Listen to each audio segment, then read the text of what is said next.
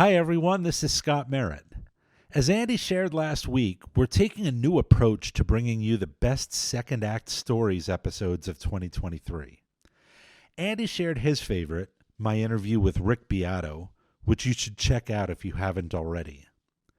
This week, I'm happy to return the favor. Andy interviewed a lot of really interesting guests over the past 12 months, but the one that really touched me the most was his interview with Janie Deegan, who founded Janie's life-changing baked goods after overcoming some of life's biggest challenges. The episode was titled Sweeter Days Ahead, How Baking Transformed Janie Deegan's Life, and it's a really great listen. I hope you enjoy it. Janie's life-changing baked goods. Yeah. Where did that name come from? Yeah, so it's funny because a lot of people, before they know about the business, are like, wow, that's a bold statement. Kind of like snarkily, like, wow, like you really think a lot about yourself. I do think our cookies are life-changing. But it's authentic and accurate. But it's, right. And so like the cookies are good, but also like this changed my life. This completely changed my life. Like the woman I am today is 100% because I got sober and because of how sobriety has enabled me to grow this business and grow up in this business.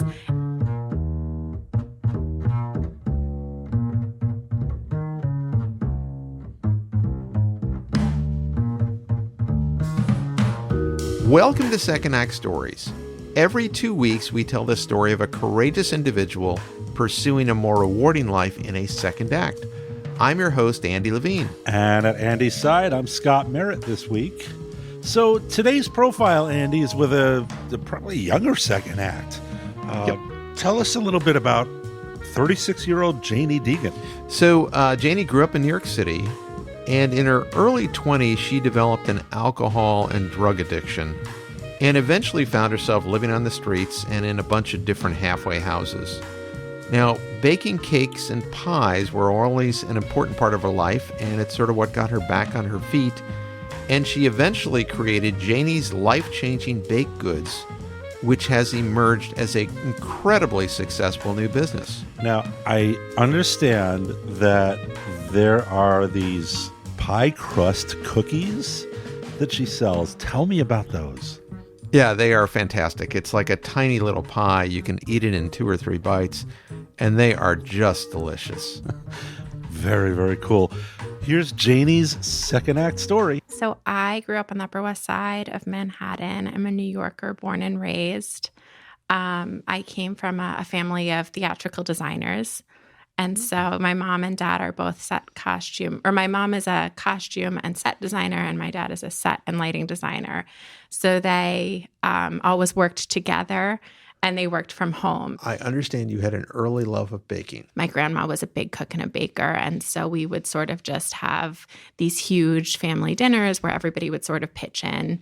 And from a really young age, my mom and dad and grandparents encouraged helping out in the kitchen and just experimenting. We used to do this thing. My mom let us do this thing called butterscotch Levine, which her and her siblings had been able to do, which is basically as a 5-year-old, you go into the kitchen and you're allowed to mix whatever you want. Wow. Okay. Yeah, like ketchup and, I don't know, baking soda and hamburger meat, or no, maybe not that because that's a little dangerous, but you get the idea, sugar. And it's the idea that we could try it and see sort of like what works and what doesn't work and what's disgusting and what's delicious. I loved to cook. I liked to bake too, but just I loved the it's so creative. It's so artistic. It's so freeing. And so just from a young age, like I really, really loved it. Like many people, Janie began experimenting with alcohol and drugs in high school. From the first time I picked up a drink, like I felt relief from a young age. Like as my earliest memories are just of extreme anxiety and just feeling like I did not belong. I did not fit in. I just remember like just extreme anxiety over the silliest, smallest things and really obsessing over small things. And when I had my first drink at 15 or so, it just was like such a relief because all that like noise sort of calmed down and I just felt funnier and prettier and I just felt more like myself. Janie headed to the University of Michigan and majored in theater performance. With her newfound freedom, her drinking increased. But it wasn't until her college graduation that things really spiraled out of control. I spent the summer in Ann Arbor after college, and it was this idea of freedom. There was no what's next. Like, I had no idea what was next. And I was 21 at that point, so I could obtain alcohol easily. That summer was a lot more drinking. Like, it was like drinking every day and being around, like really finding friends who were drinking every day and seeking out people who wanted to drink in the same way I did. I want to make sure I understand the backstory of this. Yeah, so you get home from college. Yes. You clearly have a drinking problem. Right. Did it become quickly apparent to your family that this was a problem? I was not a kid anymore. I was in 22, 23 and living at home. And so that's obviously, as a parent, very stressful. And so just from everybody, friends and family, like, my life got smaller and smaller. And what I heard over and over again was the sentiment, we love you so much, but it hurts to be around you. And so eventually I was no longer allowed to live at home. And I moved into an apartment that I couldn't afford and couldn't hold down a job, and then had no place to live and went to another rehab out of desperation. I didn't want to be there, and nobody was going to fight for me if I wasn't going to fight for myself. And so then it led to a period of about 9 months where I was going between government-run three-quarter houses and sleeping on the subway and ending up in the hospital literally hundreds of times that year. Wow. It would be a great night if I'd wake up in the hospital. It would be like, okay, I'm safe.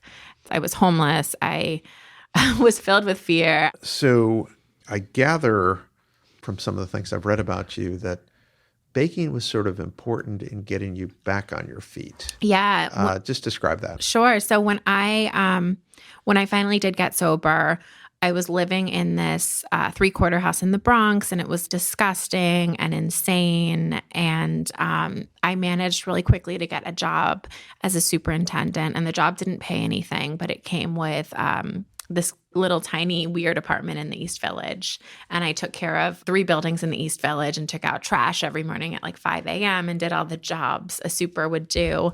And I had this weird kitchen with a shower in the kitchen. And so I would show up every day and do my job. I was just so filled with shame at where I had been and like who I had hurt and what I had done and what I looked like, all those things. I was just paralyzed with shame, fear, and self-hatred. And baking was something that I had loved as a kid, and I needed an artistic outlet. I've always needed an artistic outlet. I wasn't going to work in theater and film, and so I wasn't going to find my artistic outlet in that way. And so baking was very meditative, and my life was so out of control. And baking, more than cooking, is like, you have to follow the steps, right? It's if you want to get to the end result and you want the end result to be good, you have to follow the steps in the correct order. And so it was like a way for me to be in control. But then I also get to connect with people because I can now take my baked goods and kind of hide behind them and bring them somewhere. So Janie was getting her life together. And that's when an older friend, Robin Schechter, did something that moved her in a new and positive direction. Janie was a good friend. She was baking as a hobby, and she brought her baked goods to parties and gatherings that we had, and I thought they were really outstanding. I always thought there were bigger things that she would be doing. Anyway, I thought maybe 2 things. One, if I ordered the cake, that she might be inspired to sell some of her goods. And that secondly, that that I would have a great cake for my birthday. It was a big birthday. How did the cake work out for your party? Oh, the cake was amazing because she made it exactly to my specifications. She did the custard filling. She made it really pretty, more than I thought. I think I have a picture somewhere. And yeah, it was delicious. And I do remember saying to my son, I said, Janie is going to be huge. Yes, the birthday cake was a hit. And that was a catalyst for her new business. I ended up making a cake for her. And at the time, I could not put a price on it because I did not know. And I was like, cakes have no value. And she gave me some money that I thought was a huge amount of money at the time. And Thanksgiving was right after. And I just remember turning to my boyfriend at the time one morning, and I loved baking pies for Thanksgiving and like having these modern twists on traditional pies. And I remember saying to him, is it crazy if I try to sell pies for Thanksgiving? And gave him all the reasons why it was crazy. I gave him a million excuses to be like, yes, Janie, that's crazy. Like, just shut it down. And he was like, no, that's a great idea. And so through word of mouth and like made a flimsy Facebook page and just like all these different ways that people spread the word that I was selling pies for Thanksgiving. And I ended up selling, I remember thinking like if I sell one pie, if one person buys a pie, it'll be a success. And I sold like probably 60 or 70 pies that Thanksgiving. And I would say over 50% were people I had never met. For her next step, Janie enrolled in a 10-week course run by a New York City nonprofit called Hot Bread Kitchen. They had a class going on called Food Business Boot Camp or something. And so I paid, I think it was $500. And it seemed like such a lot of money at the time, like almost a week's pay. I did pay the money and I took the class, and it was the building blocks of starting a food business in New York City. And I remember learning like I need a food handler's license. That blew my mind. I had no idea what that was. And so like, how do I overcome that? And what an LLC is, or an S Corp or a C Corp. I never heard these words. Like I remember looking up, people kept saying entrepreneur. I kind of knew what that word meant, but I like had to go look it up. I remember previously thinking that people who were making cakes or cookies were my competitors, and I should not look at them. I should not talk to them. And then in this class, I sort of learned that that's not true, that this industry is so generous. And really like the class was of so much value, but the most value was in the network. And it was about that time during that class, I developed the pie crust cookie, which is almost 100% of what we sell right now. And what the pie crust cookie is a disc of pie crust, very flaky, and then a little bit of filling.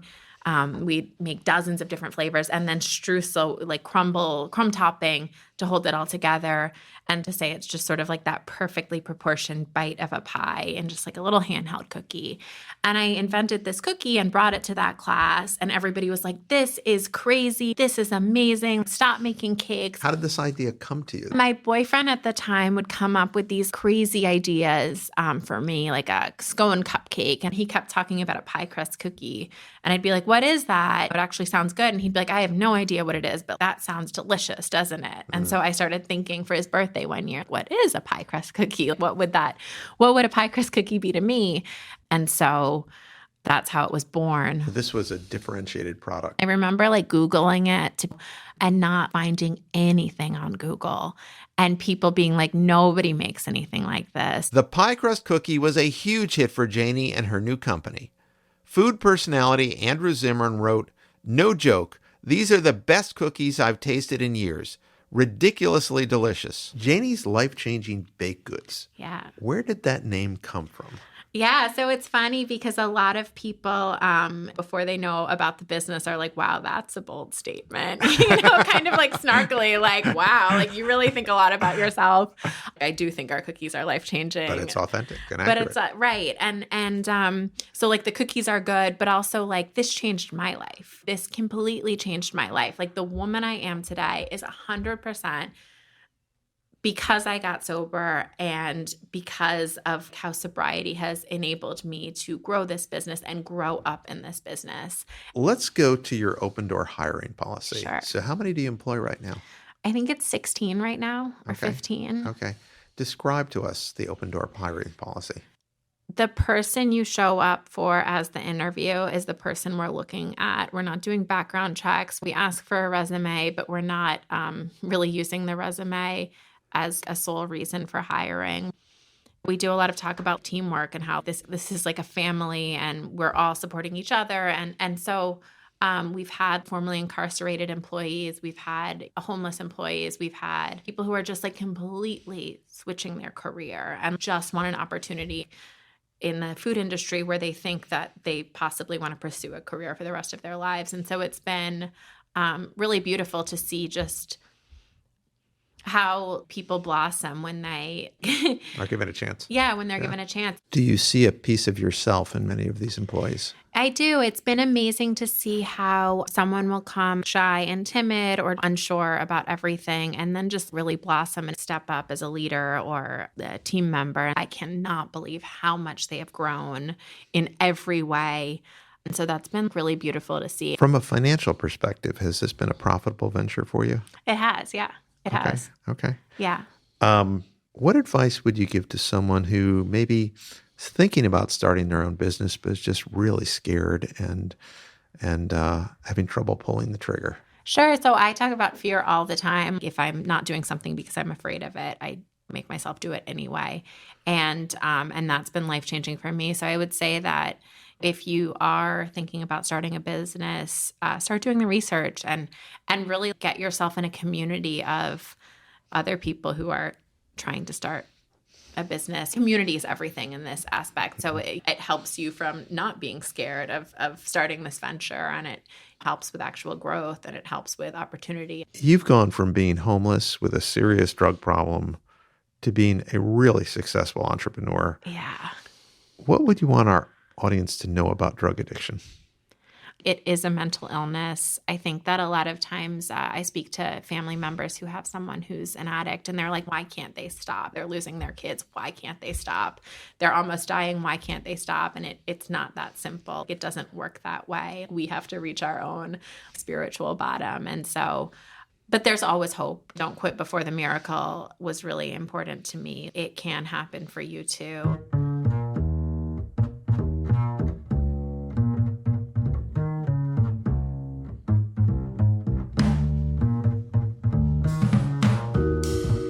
When Janie came to the interview, she brought cookies for my entire staff, and they lasted for about 5 minutes. Everyone loved them. And then about 2 weeks later, my wife and I were having a dinner party, and I decided that we would have Janie's life-changing pie crust cookies for dessert. And they all went. They are really amazing cookies, Scott. I can't wait to try it, and I know you're going to send me some. But where can everybody else go? So you can order them online from janiebakes.com. That's janiebakes.com. They come in pecan, apple, chocolate, cherry, and my personal favorite, triple berry. Or if you're in New York City, you can visit one of her 2 stores, soon to be 3 stores. That is really interesting because I know most of these companies where somebody has a baking operation, they start in somebody's kitchen. And they kind of make it to the farmer's market circuit. But what do you think was the catalyst that carried Janie over the hump from the farmer's market circuit to this New York City real estate is not cheap, to this retail success in the world's greatest city? 2 things come to mind, Scott. Number 1, she has a differentiated product. The pie crust cookie, no one else is making them. It's an amazing product. Once you taste them, and I will send you some cookies, you will understand what's going on here. So that's number 1. Number 2, when she became sober, she was determined to become a success. And this is what she focused her life on. She put incredible amount of sweat equity into this, and she just made sure it worked, and she's been enormously successful. And she's helping others get successful too. And this is one of my favorite parts of this story. She described her open door hiring policy. How do you think that kind of changed the course of her company's trajectory? You know, in New York City, there are a lot of very capable, good people who were either formerly incarcerated or have a drug or an alcohol problem. Janie just basically says, when you show up, whoever you are that day, I don't care what happened the year before, the 10 years before, I don't care about your past. I'm going to hire whoever I see that day. And I think her staff are just so appreciative of the opportunity that it becomes a real family, and they work really hard, and it's been a very successful way to find good people. I love an inspirational story that also gets me a little bit emotional, so forgive me. You'll feel even more emotional when you try the cookies. I'm sure I will. I can't wait. If you're listening on Apple Podcasts or Spotify, Andy and I want you to please leave a favorable review. It definitely helps other people find us, and we always appreciate the support. And if you know someone you think we should profile, please let us know. Just go to the Nominate a Guest box on our homepage at secondactstories.org. We hope you'll keep listening. There are more Second Act Stories just around the corner.